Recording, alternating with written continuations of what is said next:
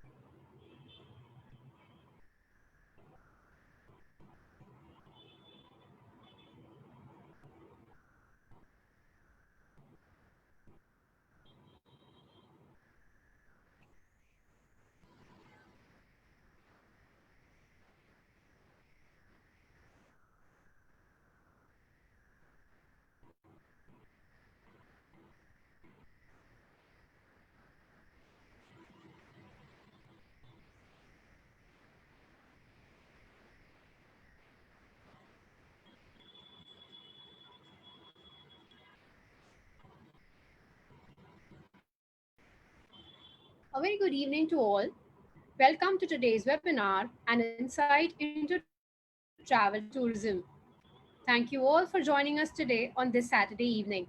Mission Skills is an initiative by the prestigious BK Birla Autonomous College and Nest Academy for encouraging the aspiring young minds to develop and enhance their next-gen skills. This initiative is for the youth from colleges across the country. We are grateful to respected Director Dr. Naresh Chandra Sir, Principal Dr. Avinash Patil Sir, and Dr. Harish Dubey Sir for providing us this opportunity to conduct these sessions. I would like to welcome Dr. Harish Dubey Sir.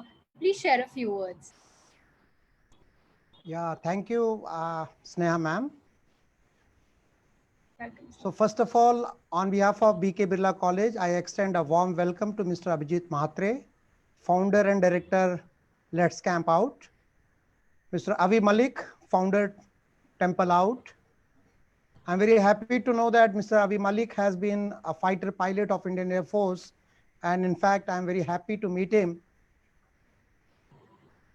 BK Birla College has always thought of the overall development of the students. And that is the reason we came out with this proposal of mission skill. There are many courses which we are not running right now at BK Birla College. But yes, we wish to start with the career-oriented courses for the students. And that is why we thought of introducing such insights in the benefit of the students so that they are aware exactly what kind of avenues are open rather than or away from art, science, and commerce.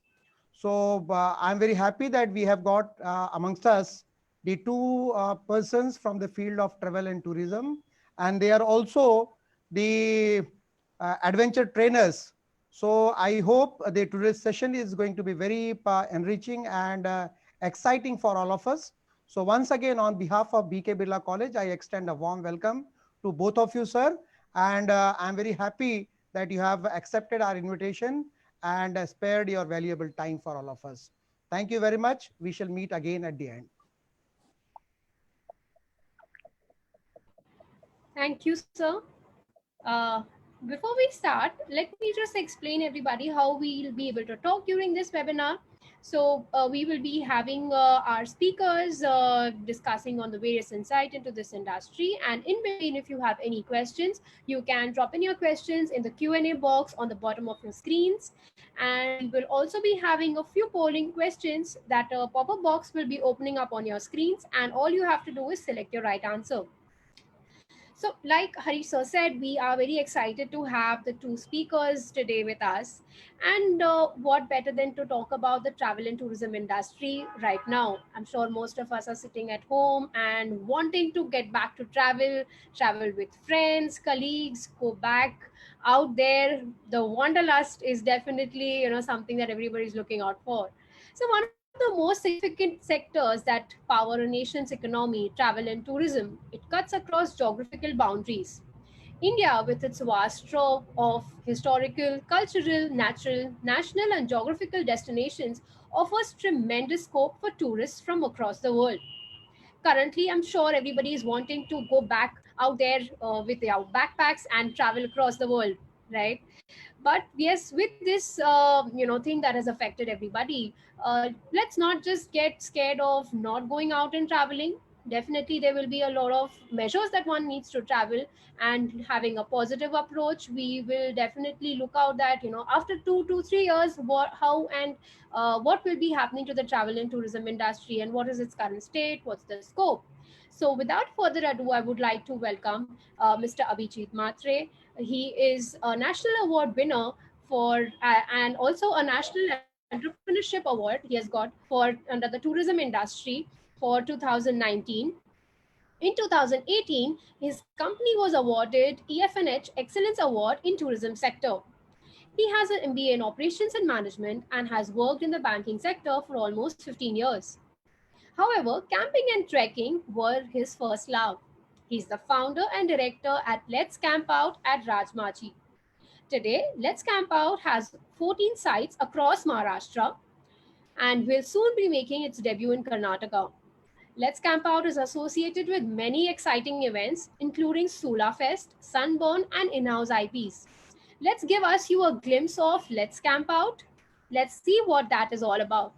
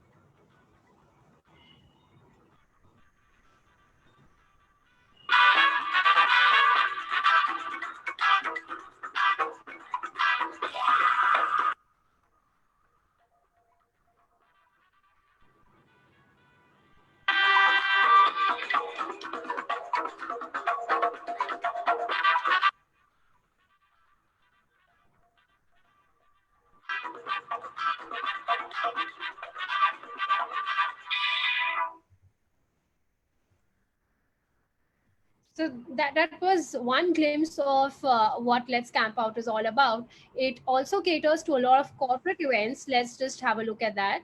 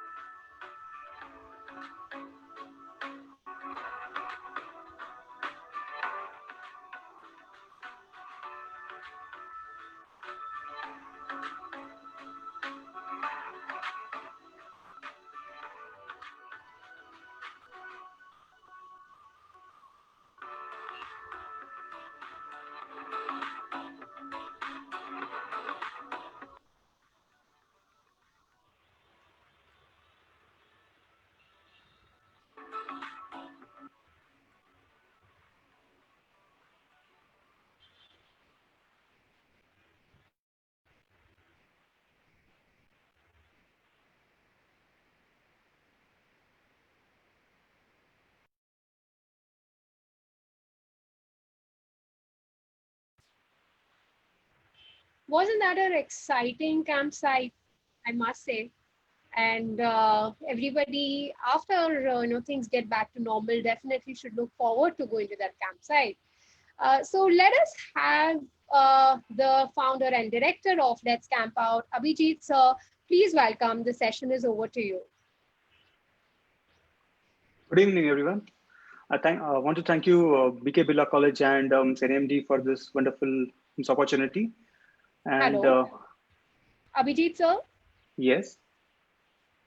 Can you hear me? Can you hear me now? Yes, yes, we can. Yeah. So, Sneha, can you go on with the slide?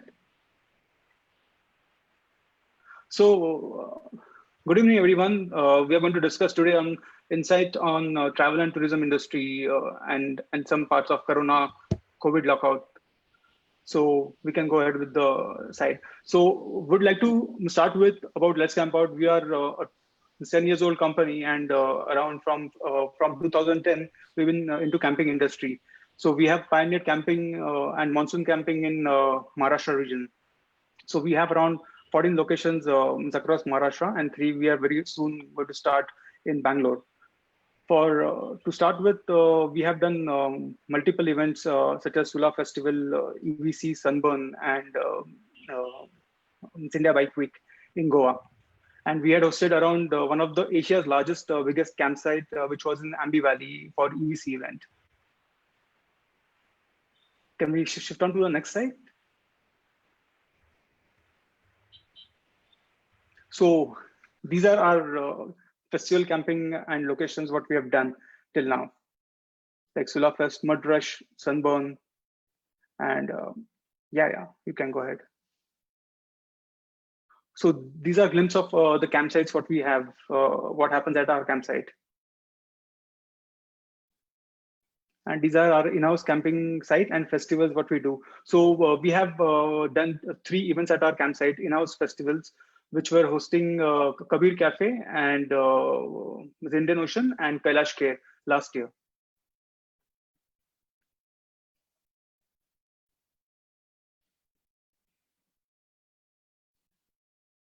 And these are our corporate clients. So we have a lot of corporate clients on board.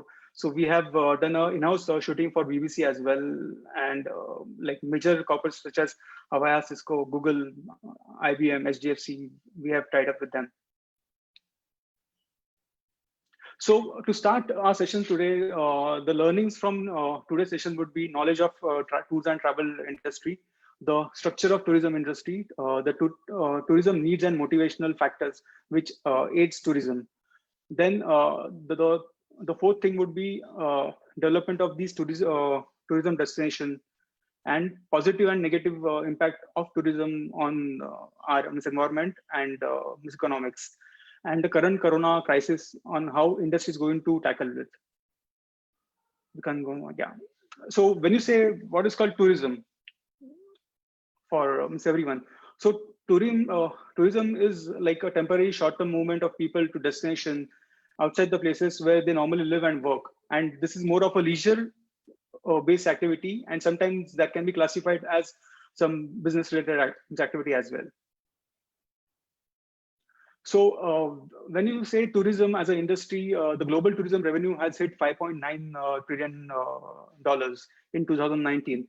And inbound tourism, which we have, the revenue what we get in India is around $247.3 billion every year.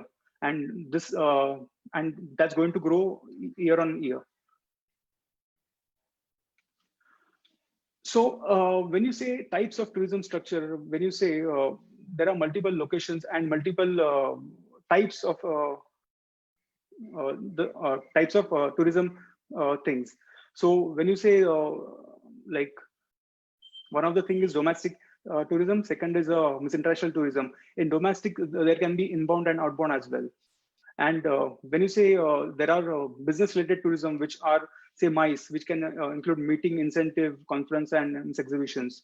When you say activity based tourism, which can have like hiking, backpacking, paragliding, adventure activity, like people going in groups.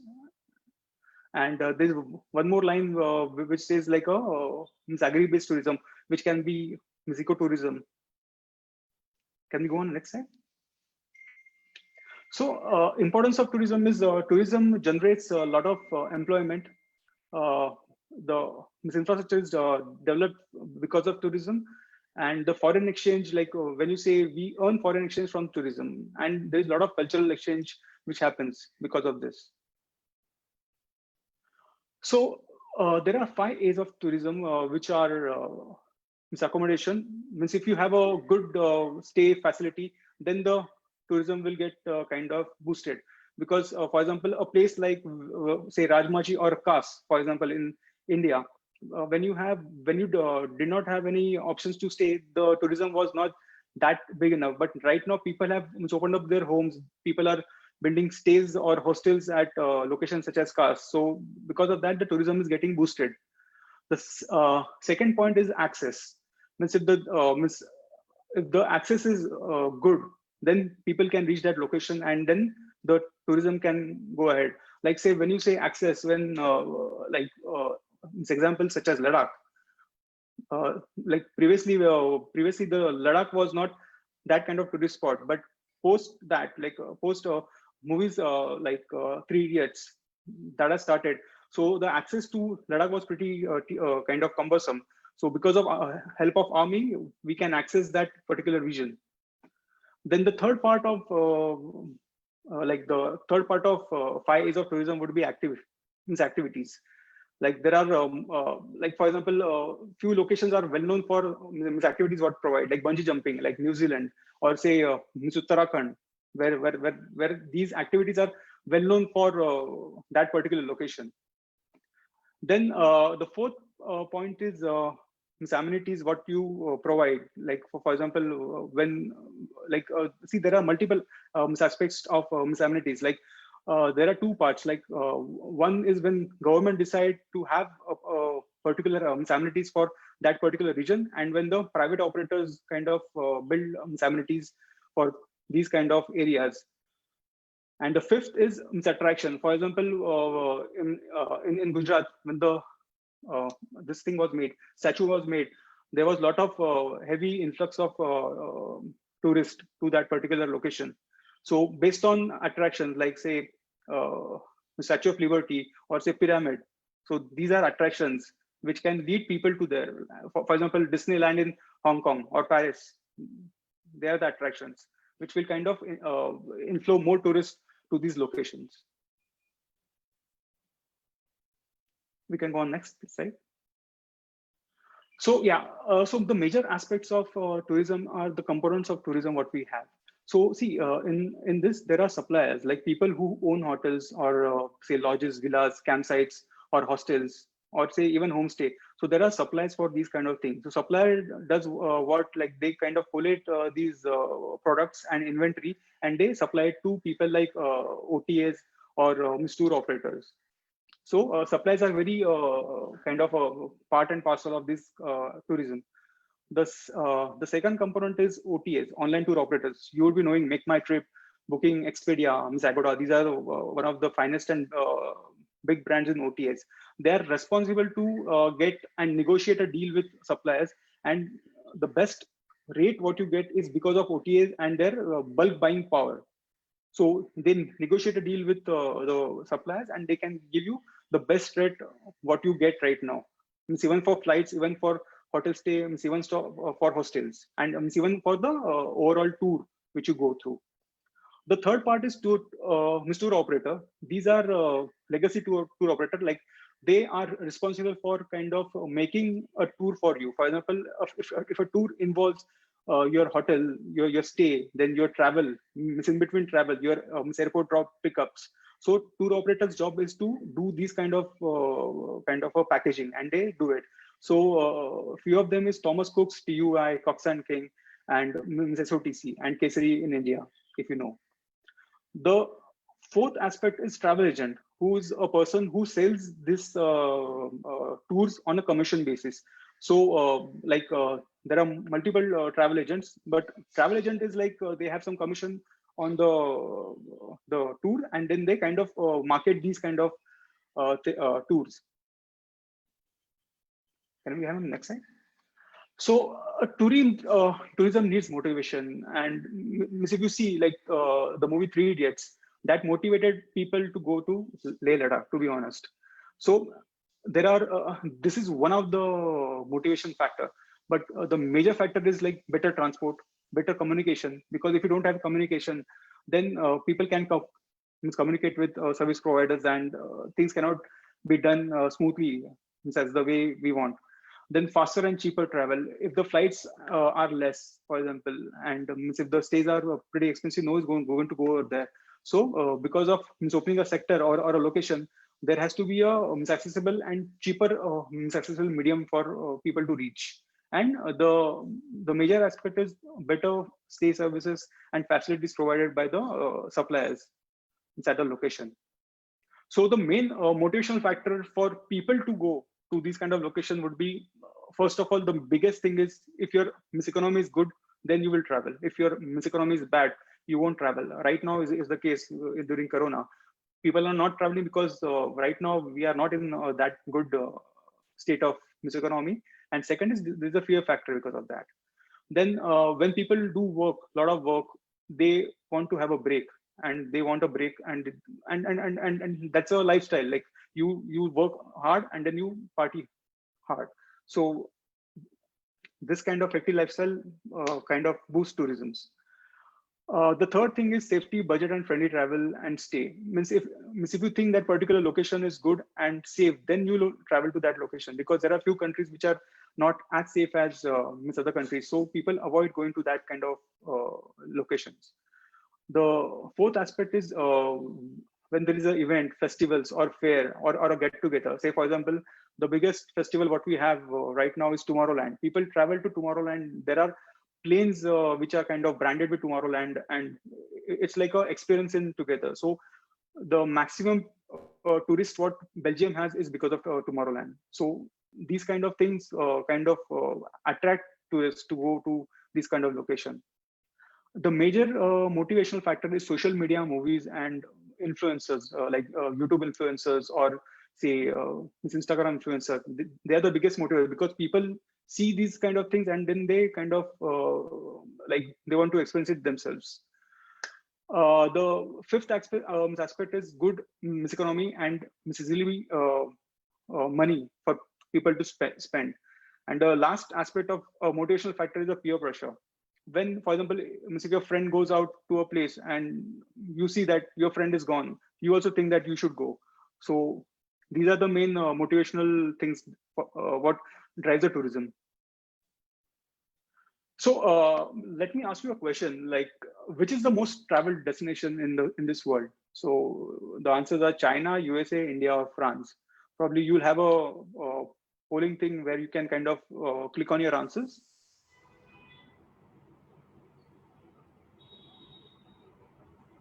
So you can do the polling right now.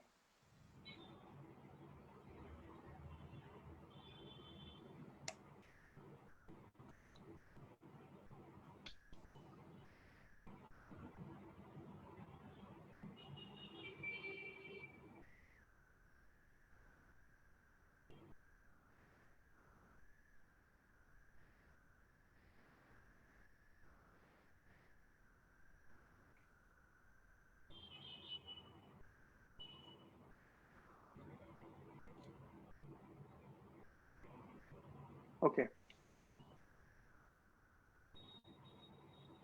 Can we show the result right now, or should we go ahead? Yeah. So yeah. So 35% has shared USA, 34 is India, and France is 32%. But the answer is France, which had 88 million visitors. So tourism destination and development. So this is more of a kind of a outlook where government comes in picture, because if government has a policy, kind of a favorable policy, then there can be tourism inflow and a lot of inflow of tourists. So there are policies which are decided by government where they decide the way the tourism has to boost it, can be boosted. So in 1992 there was a thing which was kind of by government, which was called kind of a project which was called Incredible India. Because of that, they had involved a company like Bennett and Coleman and one more company which had kind of done the ads for them, and which was kind of giving Miss India as a safer and a kind of a option for people to come here and visit. So between the state level and national level, these agencies, they define laws and policies which can aid tourism in overall. So in this, they kind of go on with companies like MTDC or MPDC, MPTDC in Madhya Pradesh. So they have their own resorts, and then kind of they market these products across this globe. Can we have this next thing? So in this tourism sector, there are private operators and there are government operators. So in this, the job of private operator is to have suppliers done, to have operation of the tours, travel agencies, and transport provider. So they kind of deal with this. But when you say government bodies, they are into planning for the tourism ministry, and they have to do marketing and promotion, and they have to enable, like say, homestays. So they have to enable by aiding one point shop for say permissions and this thing. Like for example, if you go for bed and breakfast schemes from MTDC, like they have a single window clearance of all the permissions which are there. So once you enable these kind of things, then the tourism sector will open up. Yeah. So as I said, the thing before my first slide. So like there are public government bodies which are responsible for doing this at national level, regional level, and local level. So government has around eight roles in this. One is coordination, sharing info, communicating with agencies like MTDC and private agency. Planning is to control and develop tourism, because for example, a location like Kas, for example, when we say, and if we get a lot of users, then like there are limited resources over there. So having a pass system by forest department is one of the process which is implemented by government. So there can be planning, and there can be kind of things what we send to over these locations. So we have a control of how many people and how many influx of tourists reach this location. So the fourth is marketing and promotion. So when we see ads of MTDC or MPDC, these are from government. So these people are kind of enabling people to kind of get motivated to go to these kind of locations. Third is also government of India is giving entrepreneurs like me and other people to have startup and some funds to kind of through different schemes, like say Jan Dhan Yojana or say kind of Pradhan Mantri Yojana. So they are enabling villages to start some kind of homestay or some kind of things which can boost tourism. So, and also there are multiple agencies which come in things like police or say tourism police, where they like if any kind of crimes are happening, then they there and there itself they kind of like have a solution for that. So when there was a thing which was done in north for the Mela, Kumbh Mela, so there was a special court set up in tents where they had 3 days of clearance which was done for any crime. So which was a very good thing which was done from government side. Can you have a next slide? So in tourism, there are a lot of bodies which are kind of there. So there are 2 types of things, which is international bodies, and second is domestic bodies. So few of them, like what I've given is for example, IATA, large network of industry suppliers allow airlines to transport, operate safely, and between airlines and passenger. So these are the bodies which we kind of liaise with service providers and the booking operators. So these are 4 bodies which are there. It's on the slides. The last one is World Tourism Organization, which is responsible for sustainable and accessible tourism. So these people have certain policies and rules which needs to be followed, and government bodies and these things are liaising with them, and then the misinformation is kind of flown in between the government bodies and state bodies and through the service operators. So yeah, for domestic bodies, we have Ministry of Tourism. So their job is for to have GRs for tourism department, and to form rules and regulation. So, for example, for the main body is a Ministry of Tourism. Then after that, there are state level bodies which are MTDC, MPDDC, then Andhra Pradesh Tourism Department. The second is ATOI. So these are like a group which is adventure tour operators of India. So all the major tour operators of India, which are kind of well known, they are kind of registered with this body. So they are a link between government and Ministry of Tourism and these operators. Okay, so one more poll. How much does it takes for a 7 days backpacking trip to Thailand? Can you have an answer, or can you think of an answer? Like,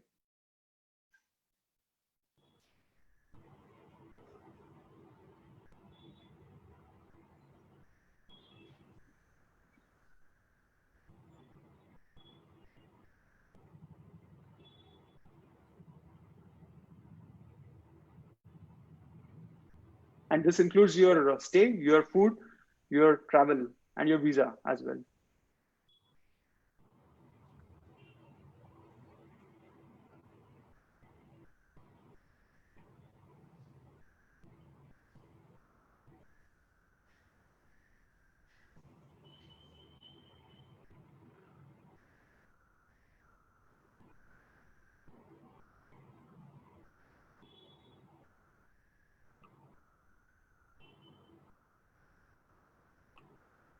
Okay, so most of you have rated 40,000.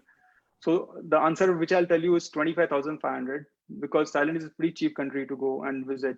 So if you see the photo of the hostel behind you, that kind of hostel, you get it for 300 rupees per day, and this includes your AC.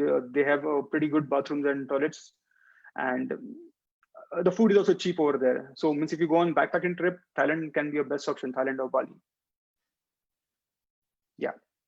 So coming back to the bodies, one of them is Atom. So Atom is a body where there are adventure tour operator of Maharashtra, which name suggests.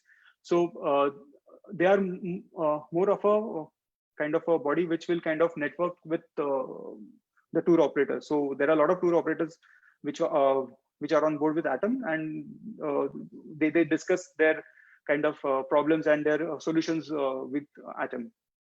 The new MAC Maharashtra Adventure Council is a new body which is honestly a non-profit body, and which is liaising with Maharashtra government for GR rules and to implement these kind of rules. So these kind of bodies liaise with government, and then these kind of body formulates laws and regulation for land, air, and water-based activities. So I have also given the kind of URLs for these bodies, so you can go and you can check in details for any help or any information. So when you say positive effects of tourism, the first thing what hits your mind is tourism generates local employment, and it kind of generates a lot of revenue for the country itself from inbound tourists. So tourism will also generate and diversify local economy. For example, when we started in a location called Rajmachi, that location was not that well known, to be honest, and people were pretty hostile. Like when first person who went to Rajmachi from Maharashtra was Mr. Mukund Godrekar. And that time people were pretty hostile. Like they did not know concept of homestay, and slowly and steadily they got people on board, and they asked them to open up their homes. And then that kind of homestay in these particular area where a lot of tribal lives was opened up. So these kind of things help to generate tourism and inject money in their economy, because the only source of income was there like farming. But right now it's farming as well as tourism in these kind of location. So a lot of tax is also generated because of tourism. When you see, then there are a lot of facilities, what do you call, infrastructure developed. Like say when we have a campsite, so we develop campsites across location. So this is also a part of thing, because once there is a need created, there has to be a kind of a thing where that need can get satisfied. So overall, there's a creation of ecosystem because of tourism. We can go on next slide. So when you say cost of tourism or negative of tourism is like rapid development can kind of have overcrowding. Like when I mentioned a few minutes back, the caste location was kind of opened, and there were so many tourists that government had to intervene, and they had to kind of supply passes over there. So to limit people intro at that location, because particular locations cannot handle more than that, because this infrastructure is not that developed. So when you have ample of road, then you can kind of have a lot of tourists. But when the roads are pretty small, or you don't have stay options, then that creates a strain and means on that particular location. So because of this, there are some rules and regulations by government. Second thing is to travel, we kind of burn a lot of fuel, and there is low, like kind of a heavy carbon emission due to travel. When we travel outside, yes, there is a carbon emission, but you can't help it. So these are the major kind of negative of tourism. For example, the cultural aspect of which is a negative cultural aspect of tourism is when you kind of go to that particular location. When, for example, when a lot of Russians went to Goa, they changed Goa. Right now, if you go to Goa, you see a lot of Russian hoardings, and the way Goa culture was, like typical laid-back attitude, it's not there anymore. Goa has changed. Like the North Goa is, you see, you think of a Ibiza party over there. So it's not like a real Goa which was there before. So tourism, so there are a lot of negative aspects of tourism which we have to deal with. Yeah, next. So right now we are going through a very bad phase. COVID, no one has seen this kind of thing during their entire life. Like lockdown was first time what we heard. And it's honestly, it's a trying time for industry. So tourism has come to a standstill right now. So majority of big companies are also closing down. They're firing employees. But again, there are a kind of plus side to it. So industry right now has to unlearn things right now, because the old traditional way which they used to work with may not work the way it used to work with previously. So they have to unlearn and learn new ways of operating, and they have to keep operational cost and expenses very lean. So you have to be lean and kind of mean, to be honest. You have to be, to company to survive, they have to be completely have agile approach and out of box approach to sustain this COVID thing, because we don't see till first quarter of 2021 international flights or kind of leisure travel happening. Chances of domestic travel can start from once the government relaxes social distancing norm, then the weekend getaways will open up. So there is always a bright side to the dark one, and so we need to hang on this thing. So we complete our my side of presentation. So Mr. Avi will take forward in the next session. Thank you so much. Thank you, sir. So in a short span of time, we've covered the entire travel and tourism industry and the structure of it, and what are the organizations and the types of tourism. That was crisply and very beautifully covered in a short span of time. And we are definitely getting a lot of questions from our participants, which we'll be taking up towards the end of the session. We would request you to stay tuned with us, and we would definitely love to have you back at the end of the session. I would just now move on to our next speaker. We have with us Mr. Avi Malik, founder, Temple Pilots. Mr. Avi Malik was with the Indian Air Force and has served the country for 22 years. Mr. Avi is effectively the most qualified instructor in the country today. APPI International's only master instructor in India. Mr. Avi is a qualified and certified tandem instructor, acro trainer, cross-country instructor, and SIV instructor. He's also a qualified and certified paramotoring instructor with APPI PPG Switzerland. He's also among the first in India to get their FAI, Federation Aeronautic International Paragliding Sporting License, and also a paramotoring pilot and instructor from Sky School UK. Avi sir, we would definitely like to welcome you, sir. Please join us for the session. Thank you, Sneha, for a lovely introduction. So we would just like to show the audience a small glimpse of temple pilots. We'll be playing the video now.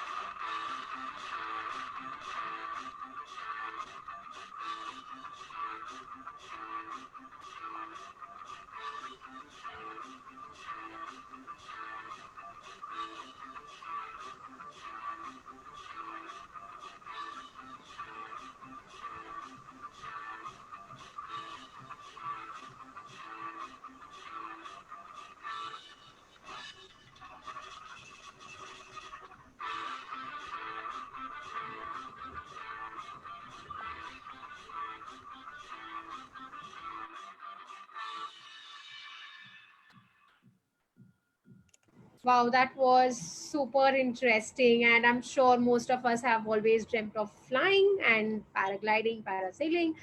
We will just see a few more pictures and a few more glimpses from Avi sir's temple pilots.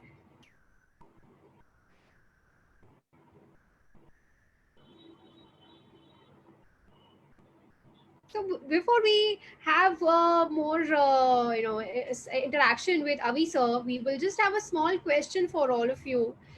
We'll have the first question that will be coming in. That would be, have you dreamt of flying as a child?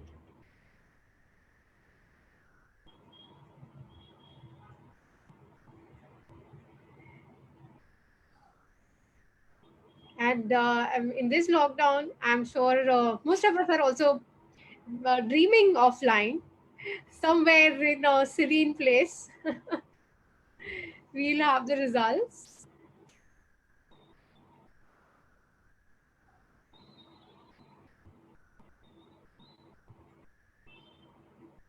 Whoa, that is interesting.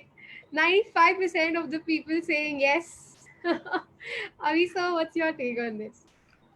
Well, I think the 6% need some help. Huh? So, Avi sir, welcome to the session, and thank you for taking the time out today evening and having this interaction with our students. The very first questions are that we are all excited to know is your journey with the Indian Air Force and then into paragliding. Could you share some insights on that, sir? Okay, so I was, thinking of beginning by, sharing why do we want to fly? Like we saw 95% people have dreamt of flying. And it's humanity's, oldest dream to want to fly. So I think it's our soul's, deeper urge for freedom. We all want to, break limitations. We all want to, be there in the sky, feel free, feel joyful. And it's a very natural urge. That's why I said like the 6%, need to meet a specialist. So yeah, I mean, we all want to be free, and that's why we all want to fly. And my effort today, will be to encourage and motivate, you to follow your dreams, follow your heart, and live a very, very fulfilling life. Okay, and that's been my journey. I joined the Air Force because I was fascinated with flying. I first sat in a sailplane, and the view was like, wow, very fantastic. And this was in the Defense Academy, and I thought, wow, my mother should be inside this cockpit flying with me, So that was the first thought of sharing, such a beautiful thing.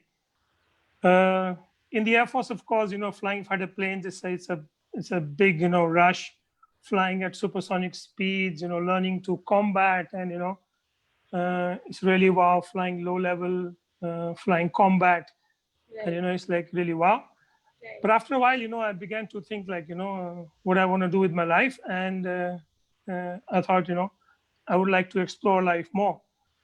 And I decided to leave the Air Force and, started looking for something really interesting, which my heart would relish, I looked for many things. I did landscape designing. I ran a seafood restaurant, a lot of different things. And that's when I came across paragliding. And it's a brand new sport, by the way. It's just about 35 years old. It's the latest form of sport aviation. And it's growing like, supremely popular all across the globe. And the reasons are very simple, because it's simple to learn. You can carry it in your car. It is safe and pretty much inexpensive compared to any other aircraft. And you can, fly for hundreds of kilometers. Right. So I'll just share, one, Right. I've been flying for 20 years. And one of the flights which, stays in my heart, I was flying in Kangra Valley. It was, I was flying alone at about 12,000 feet. And there were clouds, darkish clouds below me. And there were clouds above. And above the lower clouds, there were the snow-capped peaks. It was afternoon and they were lit in the golden sunlight. And right below in the valley was a beautiful rainbow, so vivid, as if, it's made of, solid wood or something. And there were clouds in front and, there were snowflakes coming, in slow motion towards me. And the whole scene was like, it was so beautiful looking down on the Kangra Valley, the terraced fields. Like, I felt like, Yeah, sure. Right now you're describing, and we can just picture that in front of us. It looks really beautiful. I mean, even in So I'm hoping everybody's flying with me. So it was so marvelous. It was so beautiful. I felt like, my whole life has been worth that moment. And the only thing that was coming from my heart was, thank you, thank you, thank you, thank you, thank you for this grandiose, beauty of nature. I felt like I was everywhere, it was a Zen moment. I felt I was the whole sky and everything. There was no limitation, there was no boundary, like it was very special. And inside the heart, there was an impulse that came, saying that, this needs to be shared. And that's how, the idea of, opening a school and having, Indians in the Indian skies and having a school going and a club going to, share this wonderful, majestic experience that is actually transformative. And it's transformed my perception and my way of living and everything. And that's how the journey began, of paragliding. That's wonderful to know about your journey and how the temple pilot's idea came into your mind. Yes, very much. And of course, like it was very challenging in the beginning because, we don't have a culture of adventure sports in our country. And imagine like, Right. Like 20 years back, I was in Mumbai and, visiting these, hip places like MTV and Channel V to, find people who would like to, learn to fly. But you tell people, like, would you like to jump from a mountain on a paraglider? I say, are you mad? Are you crazy? Like, so it was not easy selling an idea like that. And of course, like there was no like Facebook and, like to spread yourself. Internet had just begun. And so we could kind of reach out to people. Otherwise, it was like, going into a coffee shop and, me and my wife, Anita, was also a pilot. And we, were on this journey together. And we would think like, maybe this guy or this person would be interested and we'll go and ask, would you be, interested to fly? And we did crazy things like this, to get the sport going in our country. And then, equipment also like, we don't have in our country. So we used to import. We didn't have much money, but whatever we had, we collected and, bought equipment from abroad. I also had to travel to, get more training to form a structured kind of a school because we have a very bad reputation in our country where people, don't trust adventure operators. And they are quite right as well because there are a lot of fly-by-night operators, Right. So we wanted credentials and, so I got my certifications, I got my licenses, I got the school registered. We are a 5-star rated school today. I discovered Kamshet as a paragliding destination, which is now, not only a paragliding hub in the country, but it's on the paragliding world map. There are pilots from all over the world coming to fly in India, in Kamshet. So yeah, it's been a long and wonderful and a very romantic journey, but it's so fulfilling because, you know, you decide to do something different. There were no roadmaps, there were no flying schools, but, you know, to discover something new, to try something new, it's been a really awesome journey. And thank you very much for inviting me over to, you know, share this story and encourage and motivate any and everyone I can, you know, to follow their dreams. It's our pleasure, sir, to have you here. And with that, so we also wanted to know that you definitely shared your wonderful journey of temple pilots. And if somebody wants to get that training from temple pilots, what would be the procedure and where temple pilots is located and how they can get the training? Okay, so we're in a very beautiful place between Pune and Mumbai, a place called Kamshet. As you can see in the picture, that's one of our flying sites. This is at Pavna Lake. It's very scenic to fly here. So all you need to do is visit our website, write to us on fly@templepilots.com. We'll send you the details of the flying course. You can do a 10-day course in which you'll be flying independently like this in a similar kind of a setting. And you'll also receive your certification and your license. So there is, you know, practical training, there is theory sessions, there are simulator sessions, there are video sessions, and it's a very structured, training program. Great, great, great. And sir, when you mentioned that 20 years back there was not a lot of adventure tourism talked about, or not many people were even opting to try for it and go for it. So you must have definitely seen the adventure tourism industry back then and now. So what are your views on that? So, you know, a huge change, you know, like previously we only depended on, you know, word of mouth because people who came, they had a beautiful experience. This picture is in Bali. Like we take our, you know, pilots to fly in Bali every year. And it's a flying holiday. Like imagine like, you know, school children with their wings traveling and flying. So it's very enjoyable. So yeah, like I said, like, you know, initially it was mostly word of mouth, but the trend has changed because there's internet, there is, you know, YouTube, there is Facebook. So people post about their, you know, flights, their videos they share, and the word spreads more easily. So in that way, there's been a, you know, big transition.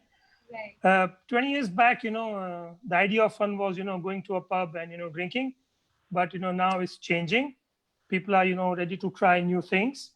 And there is a, you know, a shift towards experiential education where you do something challenging, and that's how, you know, you transform yourself, your personality, and yourself, you know, doing such activities. So yes, there has been a tremendous shift, and we have a lot of youngsters like everyone here coming and learning to fly and having a real blast. Yeah. Correct, correct, correct. With that, we'll have a quick poll for our audience on what kind of adventure activities have they done till now.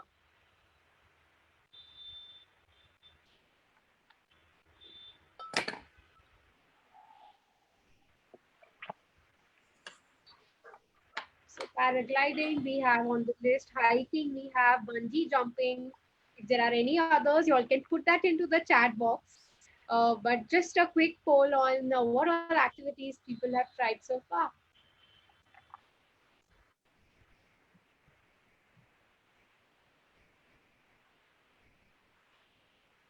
Can we have the results?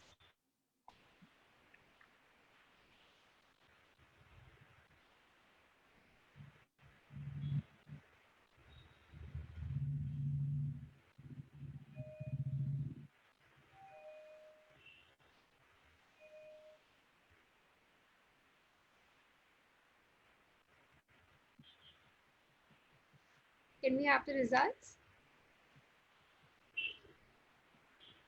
Okay, so that's a interesting result. So 44% of the people have still not tried these things, and I'm sure there are a lot many other activities. So and some more activities on adventure tourism that people can, they have more options right now for. Oh, there's so much out there, you know, like you can do skiing, in the north, like go to Gulmarg or Manali or, in Uttarakhand, you can do rafting. Sahyadris is so marvelous, for going for treks. Also rock climbing, one can do kayaking.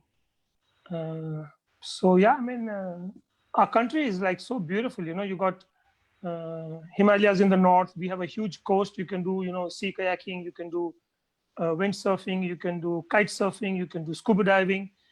And we have these, Western Ghats, Eastern Ghats, the plateau, and like such a marvelous country we are in that, I mean, it's designed for adventure activities. And I would like to encourage and motivate to, get outdoors and explore yourself, because there are things, that your family will not teach you, your school and college will not teach you, and books can't teach you. And, going to temples will not teach you, but things like courage, things like, being fearless or facing fear, managing stress, taking, decisions. These things, we learn, when we get out of our comfort zone, try something challenging. That's when we push our boundaries, that's when we, broaden our horizons and evolve as human beings. And when you're in nature, like, you feel good. You feel good about yourself. You feel wow about yourself walking, in the forest or on a mountain, or, so yeah. I would like to encourage, I mean, get out, not now, but when we can. It's the most beautiful thing. It's the most beautiful thing to be outdoors. Yeah.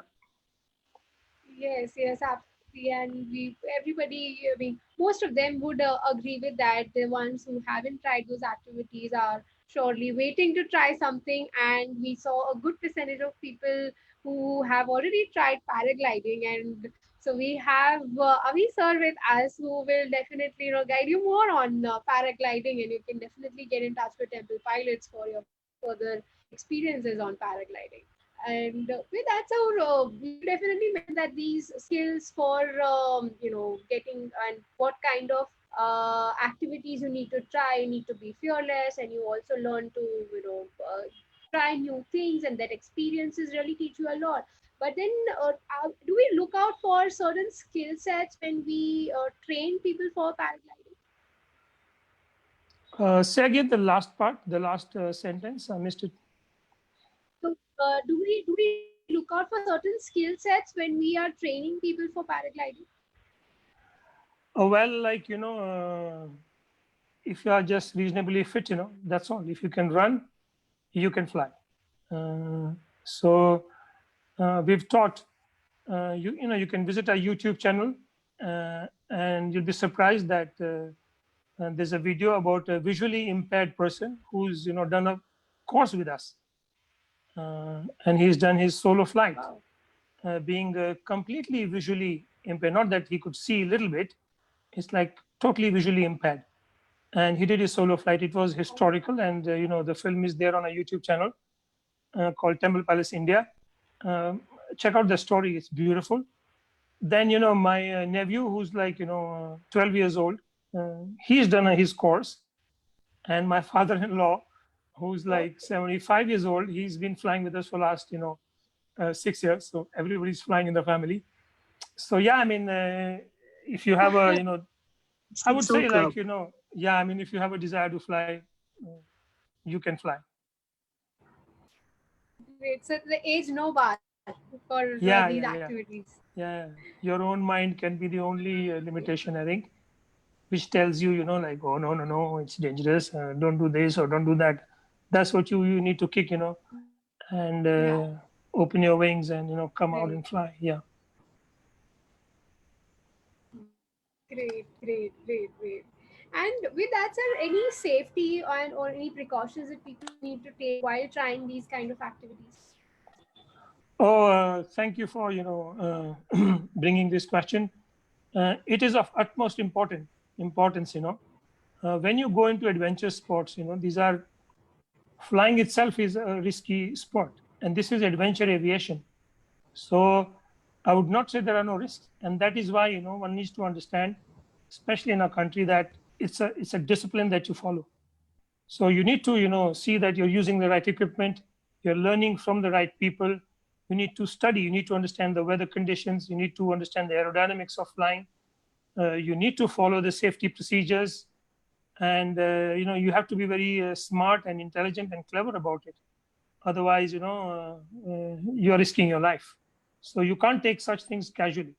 And that is why, in France itself, there are about 60,000 registered paragliding pilots, hobby pilots. So Switzerland as well, like about 40,000 registered hobby pilots. Look at the size of our country. We don't have more than 100. People are loving it there because it enhances their sense of self. And they discover things about themselves, and they evolve and transform themselves, their personalities, through adventure sports. And it's a discipline. So like I said, you have to give your exam, you have to know your stuff, and you need to do it in a very disciplined and a systematic, proper way. Otherwise, you can break your leg, and so it's very good you mentioned that safety is first priority. And if you wish to, maybe this question comes later, but if you want to take it up as a career, I would say, first check it out, see how it makes you feel. If you feel good, I think there's huge scope for this in the future in our country, because it's such a nascent stage. There are hardly any people, and we need more such people to get people outdoors and enjoy nature and enjoy the outdoors. So thank you for that question, Sneha. Right. A pleasure, sir. And definitely that people can't be carefree and just think of flying, but definitely, like you mentioned, that all safety measures need to be adhered to, and that discipline also needs to be there, even when you're trying the adventure activities. So without those measures and without that discipline, some things could go wrong. So it's of utmost importance. And with that, now that we are talking a lot on, yes, sir. I was saying, it's serious fun. Okay. So you need to earn your freedom. So that's why we call paragliding as serious fun. Yeah. Right. The term is very aptly put, that serious fun. Yes, sir.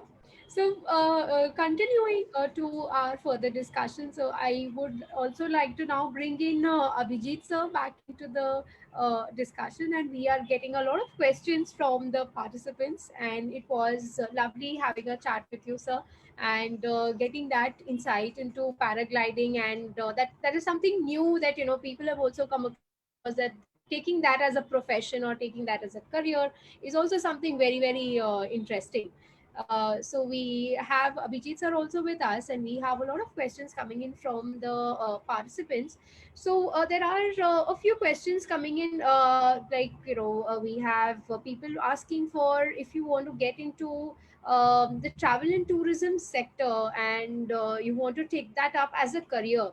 So can they need to take up some travel and tourism degrees? Abhijeet sir, could you just share some insights on that? So yes, if you want to kind of go in, have a career in this kind of thing, then there are like a lot of postgraduate diplomas, and there are degrees also in this. So yes. Great, so the great. best answer can be given by Amit or Aditya if they are on this chat. Yes. So I would here just like to mention that Live Global, our support partner, will also be having these programs in travel and tourism, and you can, anybody is interested in those programs can definitely leave their details in the chat box, and the Live Global team will get connected with them. Avi sir, we have questions coming in from Gurleen Baga, and Gurleen Baga would want to know that COVID-19 has affected the tourism industry, and what can be done to boost the travel and tourism sector. So yeah, I mean it's a crisis, and we need to be clever, intelligent to find the positives. And I think somehow something is wanting us to look within and clean up our act inside each one of us. And I think that's what is being asked of us, to internalize and put our house inside in order. and look at how we've been living and functioning, what we have created on this planet. Maybe also learn to prioritize, like relationships matter, and giving time to yourself matters, and all this is so important. And this is the positive side of brings a transformation, and people who are open will of course transform. It's kind of a portal, like either you transform and fly high, or you go down the hole if you look at it negatively. For travel and tourism, I think once the scene starts to open, it's going to be very positive, because everybody's been inside for quite a long time, and everybody wants to go to nature. Everybody wants to go in the mountains and take a deep breath and like get out. So it's just a matter of when we can go out. Once we do go out, I think it'll be a wave for the tourism industry. Once there's a vaccine out, or like things are in place, I think everybody wants to travel and everybody wants to go outdoors. So it can be a big wave for travel and tourism industry. So that's what we are kind of looking at. Great, sir. Otherwise, time to be creative. Thank you for that answer, sir. Yes. Thank you.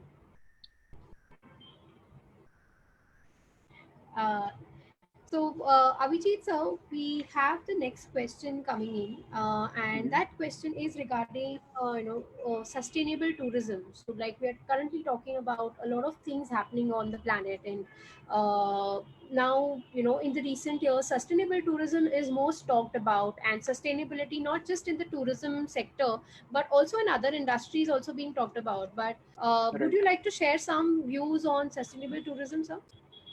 Yeah, because see, if we don't sustain the overall planet will go in kind of decline at the current pace what we are going right now. So by avoiding things what creates more of a carbon emission, say going to resorts or places where they are green resorts, or they kind of have a certification, so we can kind of bring the emission down is the main thing. But see, travel, to be honest, it's like a carbon intensive thing, and to minimize that, we have to take actions. So it's for a particular person who's kind of planning his tour out. So where he can sustain, use a local transport, sometimes go by foot, or sometimes go on a hike, or use cycles instead of petrol powered or gas powered vehicles. So that's the way forward. Right. So reducing those carbon footprints. Yeah. Right.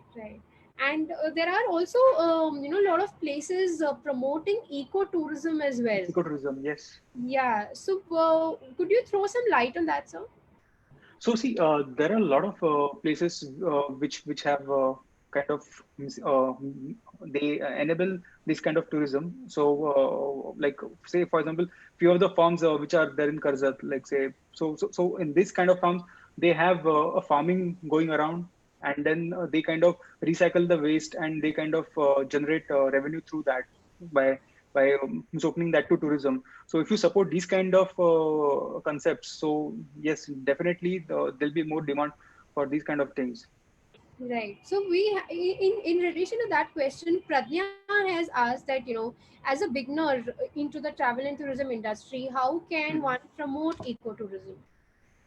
So see, in this question, you have two aspects, like whether she has her own location and she wants to do it, or whether you want to just market it.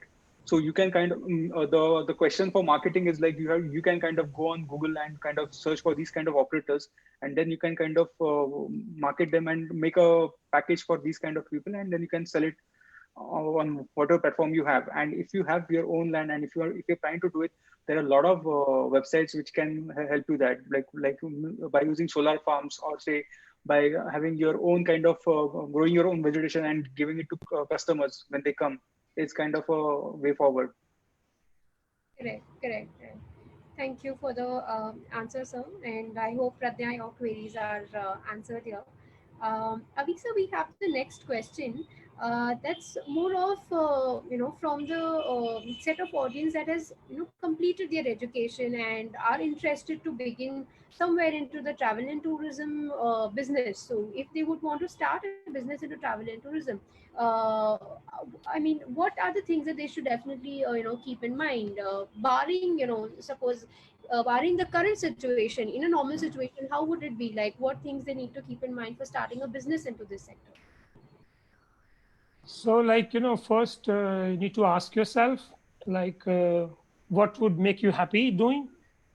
So either you find something that you love doing, or you'll have to, somehow learn to love what you do. So it's good to ask yourself before you set out, like, what kind of, clicks with me, or what would I really like to do? And maybe you don't get the answer, but you can explore. So in the beginning, you start to work, like, you can intern with a paragliding school, for example. You can intern with, Abhijeet, for example, he's, organizing camps all over. If that excites you, or if maybe, taking people for treks excites you, or skiing excites you, or rafting excites you, or, surfing excites you. And if you're not sure, let's just try different things and see, where you feel like, whoa, like, woohoo, this is it. This is what I want. And then start to intern and, work, get the experience, learn the, tricks of the trade, which you can only learn by doing, and having fun, exploring life, exploring yourself at the same time, meeting wonderful, beautiful people in the outdoors. And of course, you will start to, put two and two together, and you launch yourself in whatever, excites you. So yeah, go for it. Yeah, sure. Yes. So that has answered, the entrepreneurs who want to get into this travel and tourism sector. Abhijeet sir, you had mentioned about the online tourism providers, and so they are currently, everybody is approaching, and booking their travels through the online providers, and the travel operators, the standalone travel operators are almost declined, and nobody's really going out there for individual travel operators. So what are your views on the online travel industries? So see, online tour operators or products which are sold online. So that has become a competitive market. So during 90s and 80s, tourism, like the rates, what you see right now and the rates which were before were pretty high. Right now, because of online tour marketer, because of a lot of marketing and because of a lot of competition, the end user, which is customer, is getting benefited. When I traveled in 2007 or 8, the flight ticket to Chennai was 13,000. Now you get flight tickets at say 7 to 8,000 also, because that time they were like agents where the tickets were booked with. Now, like with online tour operators, there is cutthroat competition. Like for example, if one vendor is giving for 7,000, the second vendor might give for 6,900 plus some benefits also. So this enables customers to have choice, and kind of they can decide kind of a good operator and book with them. So yes, they have played a very good role in getting the good rates and boosting tourism. Because if you see Agoda or Booking.com, the rates of hotel means if you directly go to hotel, for example, if you want to book a Taj, the cost would be 20,000, and on these OTAs you might get for 7 to 8,000 also. So definitely yes, they have changed the direction of tourism, and they have enabled tourism. Right, and they're also adapting with the changes, because Change, of recently we course. came across a lot of virtual tours, advertisements that were coming in. As currently people are not able to move out, but they have also Right, adapted onto that virtual tours. right. Yeah. So a So lot in of AR VR would also be playing a role here. see, VR would play a role, but again, what I feel is like, see, doing real thing. For example, the joy of flying, real flying, you cannot see. You can feel through VR, like probably 10%. But the real thing, when you do in a real situation, it's that that's a different aspect, because this is more of a experiential what we go through experience, and in VR there is only visual experience. See, you Stimulation. don't, yeah, it's a simulation, but in real thing there are so many factors which kind of enhance this experience. So real thing is going to stay. Right. See, right now, Corona has changed things, but post that, see, Corona is not going to stay forever. So Correct. things are going to go back to normal some or the other day. Right. Yes, Avi, sir, your thoughts? Yeah, I just would say the same thing what Abhijit is saying. Yeah. I mean, it's the real and the virtual. I'm not too sure. Like me, a lot of people are interested in the virtual as well. You know? But I hope that's not the case. You know, like I mean, going actually into the sea, or going actually on a mountain and actually in the sky. Well, you really can't compare. Yeah, So that feeling can't be, compared with simulations. Yeah. yes, exactly. See, the best example for this would be if you feel hungry, you can't see food and get satisfied, right? Good Right, one. right, absolutely. Sir, as we are just running short on time, just before wrapping up, sir, any message for the students who wish to pursue travel and tourism? This is for both of us, right? Yes, yes, sir. See, I'll be honest. Like you have to think out of box. You have to be agile. You have to like kind of be dynamic, and like you have to be kind of persistent because sometimes you fail. You have to get up again, and you have to go back. So persistence is the biggest key, and patience. It's from my side. Yeah, I mean, I would, when I was in school, like, I had decided don't want to sit in office, you know, I want something outdoorsy, like, so if you're that kind of a person, then go for it. I mean, there will be challenges everywhere, but here, like, if you find the love of what, you actually find enjoy doing, then you don't work at all, like it's like, it's a holiday life, like if you find your click, yeah. So yeah. Great, great, great. Thank you so much on those thoughts, sir. And I would like to extend our gratitude and thanks to Mr. Abhijeet sir and Mr. Avi sir. And thank you for taking the time out today and sharing your knowledge and experiences with our viewers. With this, I would like to thank BK Birla Autonomous College and a special thanks to the organizing committee of Mission Skills. We would also like to thank our Honorable Director, Dr. Naresh Chandra Sir, and our Principal, Dr. Avinash Patil, and the management for their esteemed motivation and enthusiastic support. I would like to thank Dr. Harish Dubey Sir for always encouraging us and motivating us for these kind of sessions. I would request Harish Sir to speak a few words on this session. Yeah, thank you very much, Sneha ma'am. In fact, when I was listening to Avi sir, I was recalling my NCC days. I was also NCC Naval Cadet, and we had been to sailing expedition, 600-kilometer sea sailing Wow. expedition.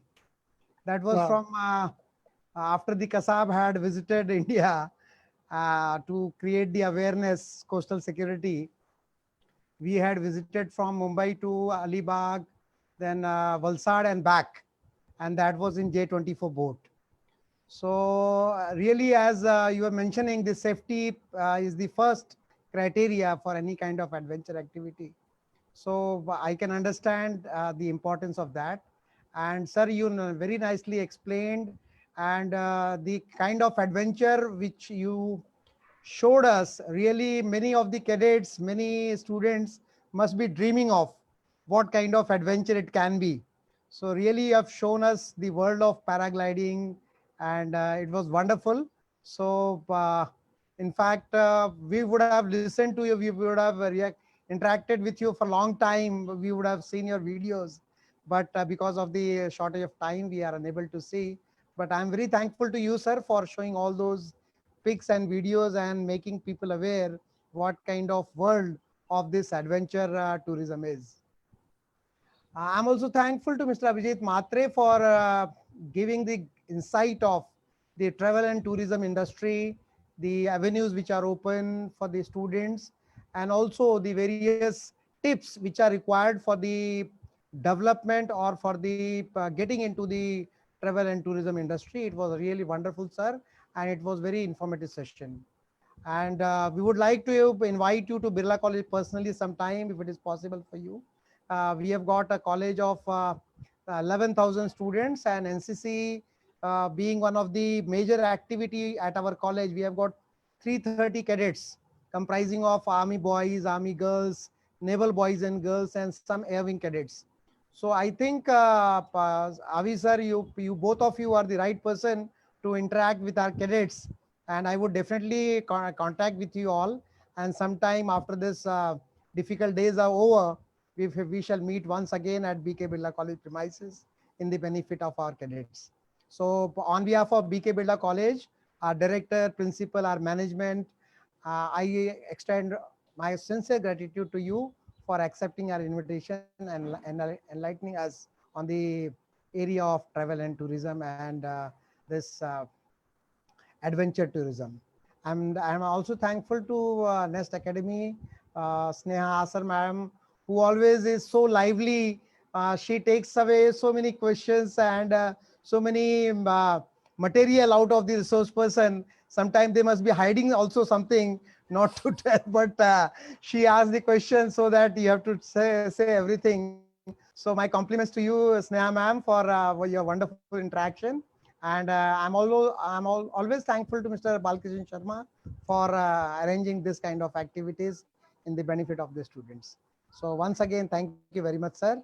And we shall meet sometime in personal. Thank you very much. Thank you. Thank you so much. Thank you so much, Dr. Harish. We'll be really happy to visit you and interact with the cadets and the students. Sneha, you're such a rock star. Thank you very much. Such a smooth kind of a operator there, asking questions in time, and fantastic. Thank you so much, Abhijeet. I loved it doing it with you. Thank you so much. Thank you so much. Thank you so much. See you again. Bye-bye. Our pleasure. Thank you for being with us today, sir. And just before we sign off, just a small announcement for all the participants. Next Saturday, 27 June, we'll be coming to you, and we'll be coming up with a session on nutrition and dietetics sector. And what's more interesting than after travel and tourism, we need to focus on our nutrition and our health so we can travel more. So yes, this weekend weekend plans are not really happening for everybody, but I'm glad that everybody came forward for this session, and we spoke a lot on travel and tourism. So thank you everybody for joining us with this session, and our pleasure to have both the speakers with us today. And stay tuned on the same channel, BK Birla College Kalyan on Facebook, and you can also follow us on Mission Skills on Instagram and Facebook for more sessions and updates. Thank you. Have a good evening.